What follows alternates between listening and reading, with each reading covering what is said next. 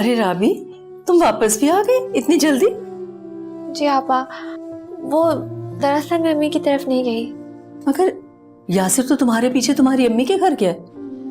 मेरी यासिर से फोन पे बात हो गई थी। अच्छा, सब खैरियत है?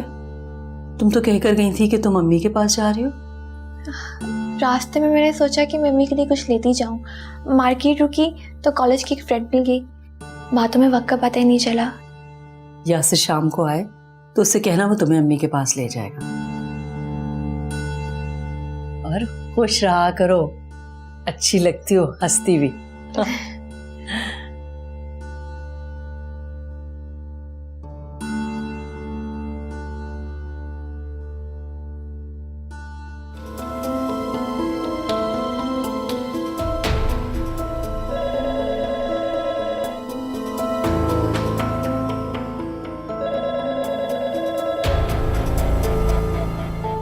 हाँ,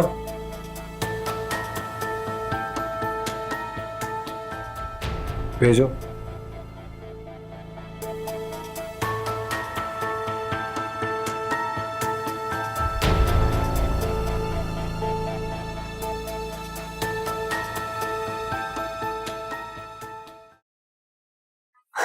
यासिर, मुझे तो यकीन ही नहीं आ रहा तुम मेरे ऑफिस में हो। सोचा कि तुम्हें बड़ा शौक है ना हमारी शादी की दावत उड़ाने का, तो मैं तुम्हें खुद इनविटेशन के लिए यहाँ चला आया ताकि तुम्हें राबी के साथ यूं बाहर मिलने की कोई जरूरत ना पड़े।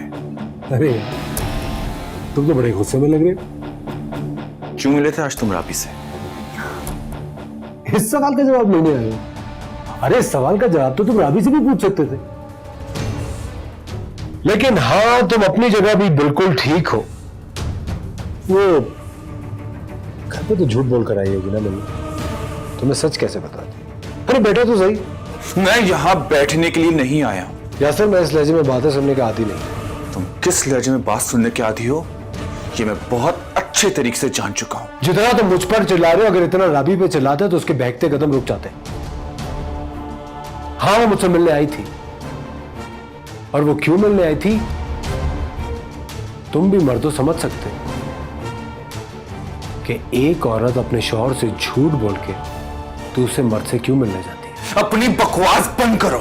अगर सच सुनने का हौसला नहीं है तो फिर सच सुनने क्यों आए हो? अपनी जबान और अपनी टोन को नीचे रखो, समझे तुम? वरना वो हालत करूंगा कि तुम्हारे घर वाले भी तुम्हें नहीं पहचानेंगे।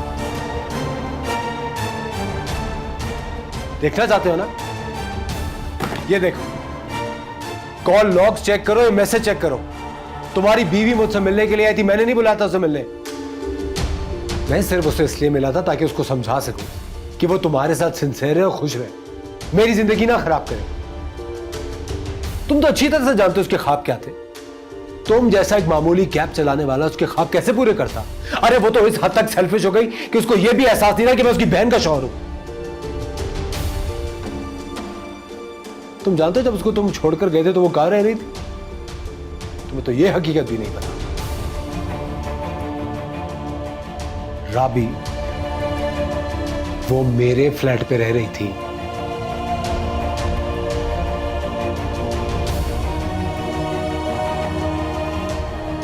अरे वो तो ये चाहती थी मैं युषा को तलाक देके उससे शादी कर लूं, लेकिन मैं ऐसा नहीं कर सकता था। तो मैं जानता हूं मैंने किस मुसीबत से राबी से अपनी जान छुड़ाई है।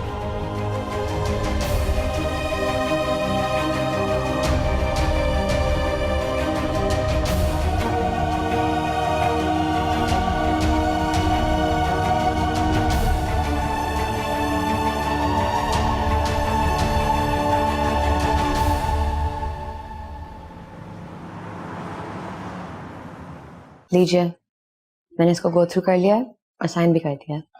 Thank you so much. आपको खुद क्या आने की जरूरत थी? किसी को भेजते थे?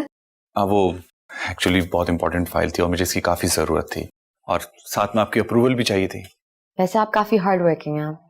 आपके आने से हमारी कंपनी का बिजनेस काफी इंक्रीज हुआ है। Thank you so much. लेकिन उससे पहले शहजाद साहब हैं, आप काफी हार्ड वर्किंग है, उसके बाद कहीं जाके मेरा नाम आता है। आपने बहुत जल्द अपनी जगह बना लिया है, बिजनेस में भी और लोगों के दिलों में भी। थैंक यू मिस हया। मुझे आपसे एक बात करनी थी। जी। देखें, आपको पुरानी यादों से अब बाहर आ जाना चाहिए। आप काफी बहादुर हैं, आपको किसी के हौसले की जरूरत नहीं है। माना कि आपके साथ जो हादसा हुआ है वो बहुत तकलीफ दे है, लेकिन मुझे यकीन है कि आप बहुत जल्द खुद को स्ट्रांग कर लेंगे। बस आप अपने आप को बंद कमरे से बाहर निकालें, रोज ऑफिस आया करें, क्योंकि आपकी वजह से ऑफिस के काफी लोग परेशान हैं। Thank you. तब आप जा सकते हैं। Okay, bye. बाय।